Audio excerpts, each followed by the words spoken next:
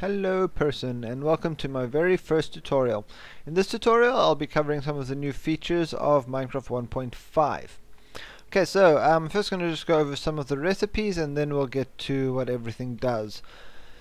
In here is a trap chest. That's the recipe for it, chest and tripwire hook, and in case you didn't know, that's how you make a tripwire hook. Okay, then we have a block of redstone and there's the recipe. Very cool little item there. We have a dropper, which is made like so, similar to a dispenser, but without the bow. Alright, and then we have a hopper, and that's the recipe over there. And you also have a hopper with minecart and TNT with minecart as well. Alright, and then we have a weight pressure plate and a weight pressure plate heavy. The other one's light, the other one's heavy. Right. Then we have an activator rail, which works in conjunction with a minecart with TNT. I always do that. I always say Minecraft instead of minecart. Okay, then we have a daylight sensor, which does basically what it sounds like. It senses daylight. It's made with Nether quartz, which we'll get to soon, plus glass and half-wood slab. And then we have a comparator, a redstone comparator, and that's the recipe. That's also quite an interesting new item. Right, then we go over to the quartz. Okay, this is nether quartz ore, which when smelted in a furnace gives you one quartz, one nether quartz. 4 nether quartz like so gives you nether quartz block. 2 nether quartz blocks gives you 2 pillars. 3 in a row like so gives you the half slabs as normal, and as normal that gives you the stairs, and 2 half slabs on top of each other gives you the chiseled nether quartz. I think it's the same recipes as sandstone, and I think there was another one.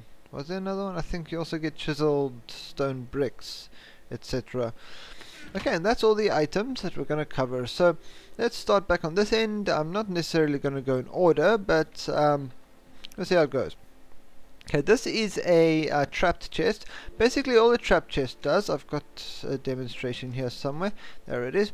It basically, when you open the chest, it sends out a charge. But what's handy to know is that the charge is only has the strength of 1. In other words, it only sends charge until 1 block. To demonstrate this, I'll open this chest. Then you'll see that side the piston opens, that side does not, because the charge does not make it far enough. Okay, and a little demonstration on how this can be used. I've got it on this side. Is this okay? So I'll float for now. All that does is it opens up a trapdoor like so. Right, so if I were to stand there, okay, let's just get down and open the chest, I fall immediately, I'm unable to steal the diamonds, and I'm in a pit of death. Okay, well, let's get out of here and go over to the next item. So that's a trap chest, very handy, nice to play pranks on people, etc. Another handy thing to know about the trap chest, by the way, is you can place it directly next to an ordinary chest. This is an ordinary chest, that's a trap chest. That's an ordinary chest, that's a trap chest. And that's how I've managed to put all these chests very sort of close together. Whereas before, I mean, if you try to put two normal chests together, for example, they will either join up or they will just not be able to be placed. Alright, so next is, of course, the block of redstone, which looks like so. So what's nice about this is it does basically everything that a redstone torch will do, except it can be moved with a piston, so you can imagine how handy that would be. And it gives power in all 6 directions. Here's a little demonstration of that. In the center I have a redstone block, and then you'll see all 6 pistons are powered. Right, like so, and I think that a redstone torch will only give you power to the sides and up, and not down as well. So that's handy to know. There was one other thing about this. What was it? Oh, it cannot be turned. The charge cannot be turned off as a redstone torch can. In other words, when you power a redstone torch, it switches off, but the same does not apply here. The charge cannot be switched off. Okay, so let's go over to these guys next. Why not? Okay, so we've got the dropper and the dispenser. So what's the difference? Okay, I've got it all set up over here. First of all, I think this is new. I thought I'd put it here anyway, but both droppers and dispensers can be pointed up and down, which I can't remember, but I don't think they could before. But now they can. Okay, so on this side we have a dropper with a couple of items inside, and on this side we have a dispenser with a couple of items inside. That is a spawn bat egg. Alright, so what's the difference? A dispenser, if I click on it here, it shoots out the egg as if you right clicked it and threw it at someone, right? And it has a chance of spawning a chicken. The bat, there we go, it comes out as a bat and not as an egg. And let's see if we can get an arrow.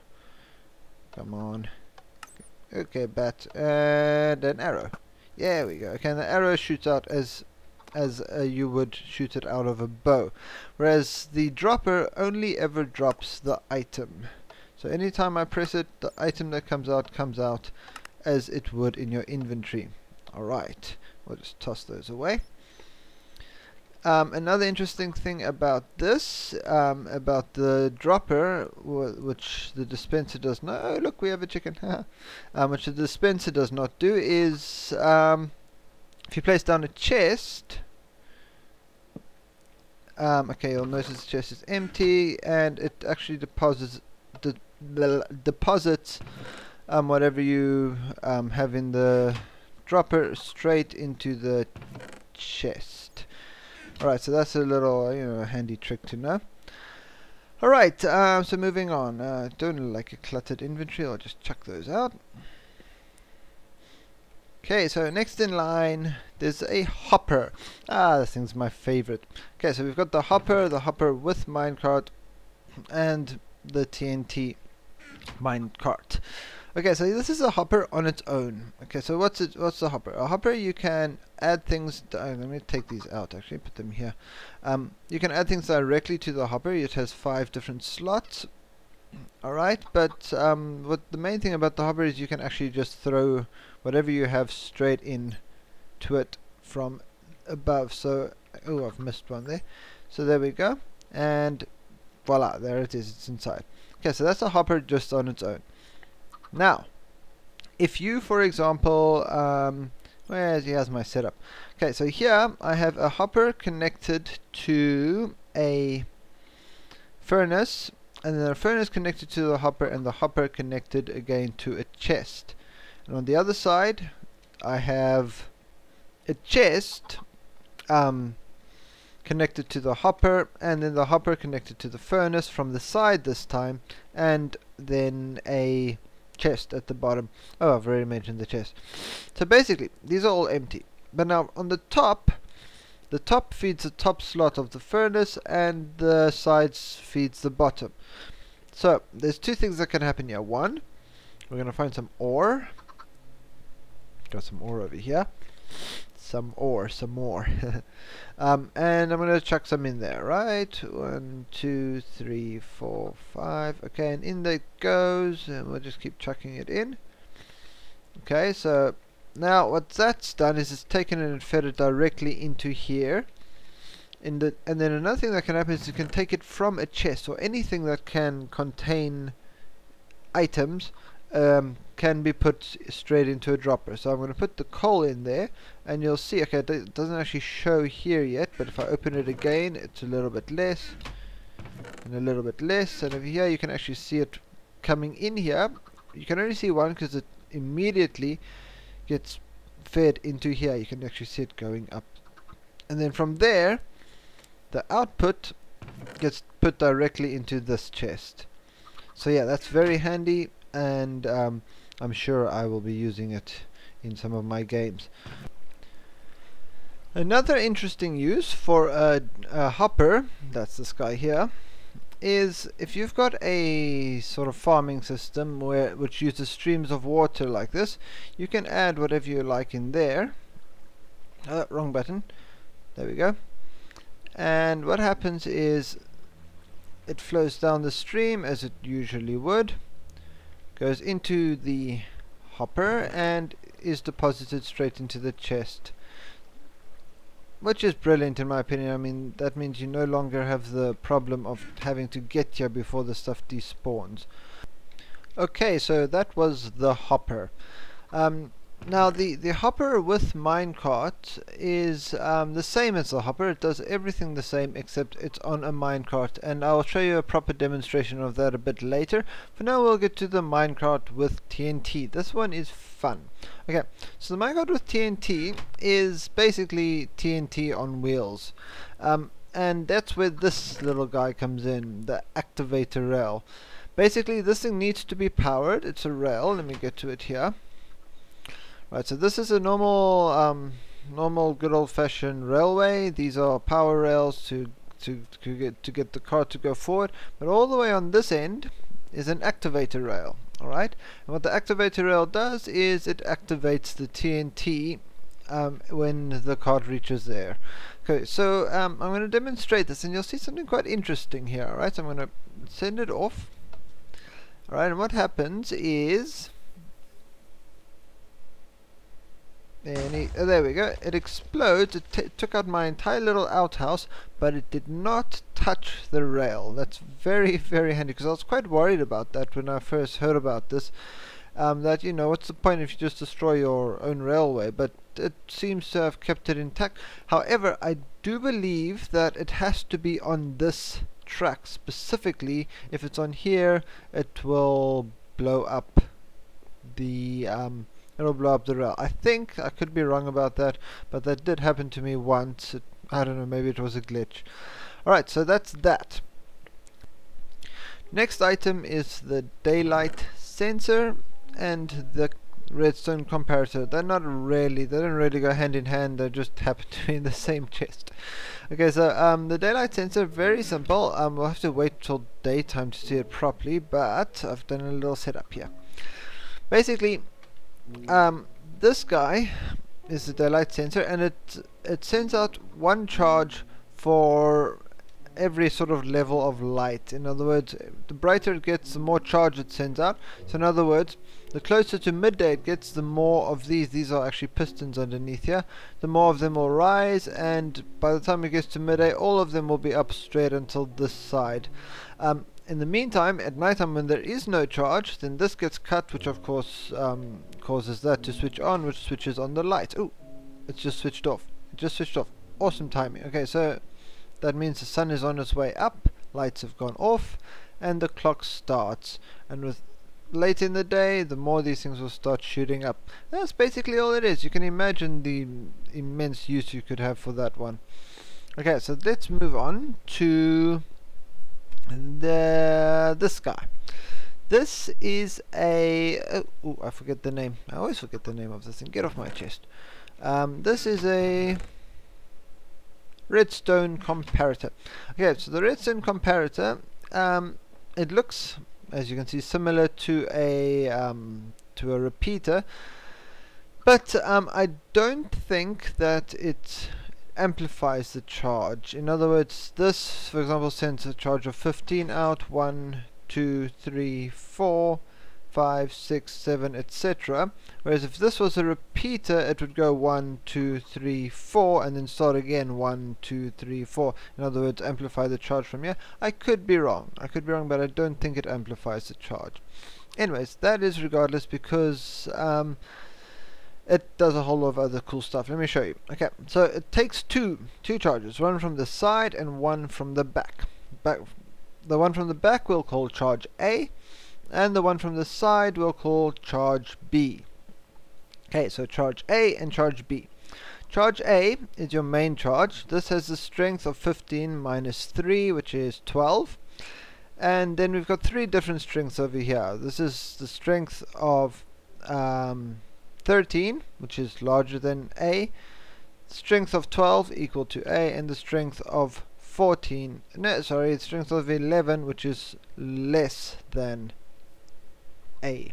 Okay, so that charge is more than that one is less than that one, and that one is that one is more, that one is equal, that one is less. Okay, so that's important. I'll show you why. When you add a charge that is more than charge A, it cuts off the charge entirely. When you add a charge that is equal, nothing happens. And if it's, oh darn it, and if it's less, again, nothing happens. Alright? But if you put this in subtraction mode, by right clicking it, the little light goes on. What happens is, instead of cancelling out the charge of A, it subtracts charge B. So A minus B is what eventually happens. So A, like I said, was 12. It has a strength of 12. And B has 3 different strengths. So 12 minus, what's this one? This one is more than, so it will completely take away, because it's 12 minus 13, and that takes it away. And then of course 12 minus 12 is 0. But 12 minus 11 is 1, so it only gives enough charge to power 1, and that's why only one of the pistons rise. And that is a comparator. One more thing about the comparator, and this is quite an interesting thing. If you place it next to a chest or anything that can contain items like so, what it does is it actually measures how full the chest is. So if I, for example, add one of these, you'll notice that piston goes up. If I add 2, nothing happens. 3, 4, you can add a whole lot and nothing happens. Alright, in fact I'm going to fill that one up.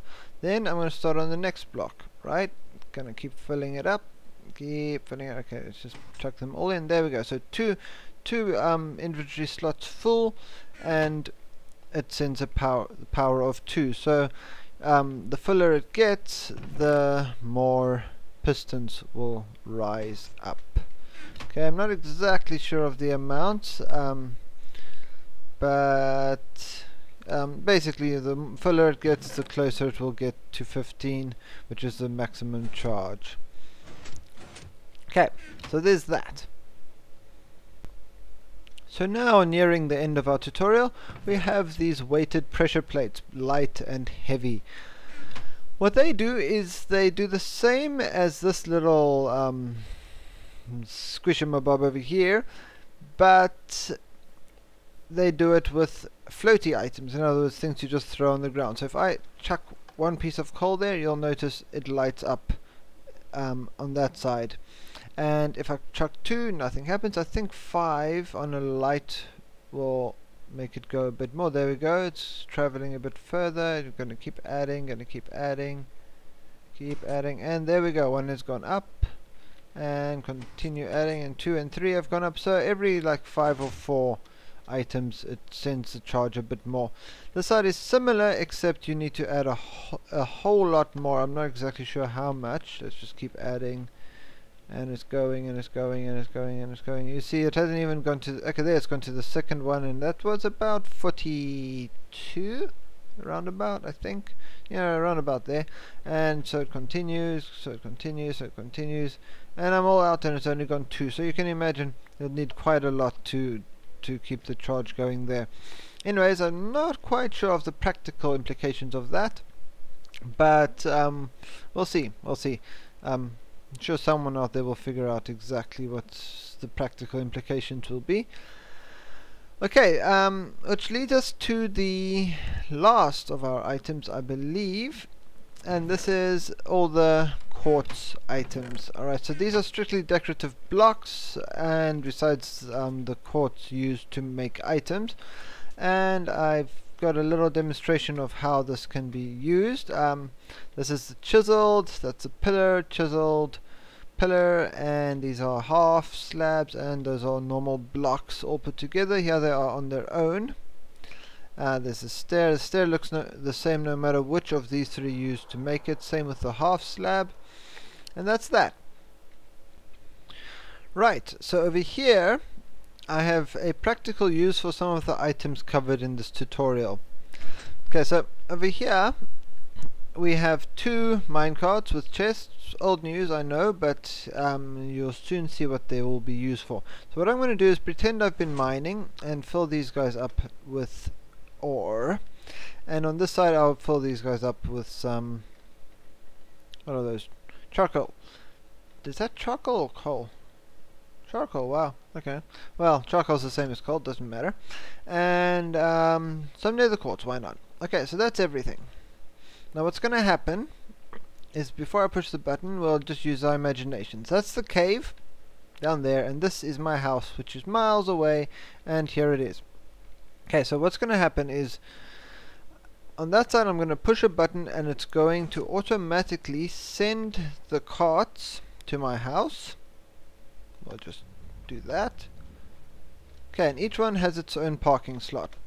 The one with the coal is parked on this side, and as you can see it's busy feeding the coal into the furnace, and this one is parked on top and it's feeding the ore into the furnace. Okay, so it's being fed through the what's that, hopper or dropper? That's a hopper into the furnace, and the other one from the side like I set up before, and everything's going in here and being smelted and deposited into this guy, which in turn is being measured by the comparator, and once it reaches a certain level, you know, there's a certain fullness, it sends a charge out back to the tracks and then sends the cart back to the mine. So we'll speed up the process a bit by feeding it like so. Right, there we go, the charge has been sent and these guys have been sent back. Oh look, it's not completely empty yet, but I mean it would be if I had given it time to do so. And that is that. Okay, so we're just going to do a quick recap of everything covered, and then that will be that. So we have the trap chest, which sends out a charge of 1 block when opened. The block of redstone, which is handy for many different uses, similar to redstone torch, but it can be moved with a piston and it sends power in all 6 directions. Then you have the dropper, which is much like a dispenser, except it only drops the item as it would look like in your inventory. Alright, so it doesn't shoot an arrow, it drops an arrow. Also, it is able to drop items directly into a chest or anything that can contain items. Hoppers can take items directly, in other words, you drop it onto it and it sucks it right in, and then of course it can deposit it straight into something else. Something I did not mention, if you want to connect a hopper to a chest, for example, and you right click on it and you open the chest by accident, just hold down shift before the time and then right click, and then it will connect it to the chest or furnace or whatever you're trying to connect it to. Right, that works pretty much the same. I haven't really shown any demonstration of that yet. In fact, I have one, which I'll film now and then I'll edit in. So here it is. Hello person. This is the pointless little contraption that I was talking about, and basically all it is, I'll show you what this is. Right, it's a minecart with dropper. Or is that a hopper? Yeah, a minecart with hopper that has 1 diamond in it, and what it's doing is it picks up the diamond, takes it up to the top, drops it into a dropper. The dropper then is activated and it catches it again, and then it goes around in the circle and repeats. Right, so there it's dropped it into there and catches it and continues. Okay, so if it doesn't catch it directly, it acts kind of like a vacuum cleaner. Let's see if it does it again. Yes, it picks it up from the ground, so that's pretty handy as well. But yeah, this is just a completely pointless contraption, just to show you what that can do. It can deposit it also directly into a chest or into a furnace or anything that it drives over. Yeah, that's that. Back to the video. Alright, cool. I hope you liked that. And moving on. Okay, so then we had the weighted pressure plates, drop items on it, and more items you drop on it, the stronger the charge. Detector rail used with TNT and a minecart. The daylight sensor, which the more light there is, the stronger the charge. It's also noteworthy that it does not work with torchlight, only with daylight, and rain does affect it. Also, don't put a block directly above it, because that will cause it to switch off, I believe. And then you have the comparator, which takes two charges from the back and one from the side. The charge from the side affects the charge from the back. Go back in the tutorial, I won't go over that, it's a bit complicated. Also, it can detect how full a chest or anything that can contain items is. I hope that made sense. Okay, and next is just your new quartz items: blocks, half slabs, pillars, and of course stairs and chiseled. Alright, so that's it for this tutorial. I hope you enjoyed. Please like and subscribe. This was more work than I actually thought it would be, but I enjoyed doing it immensely, and I hope you enjoyed watching. Cheers, person.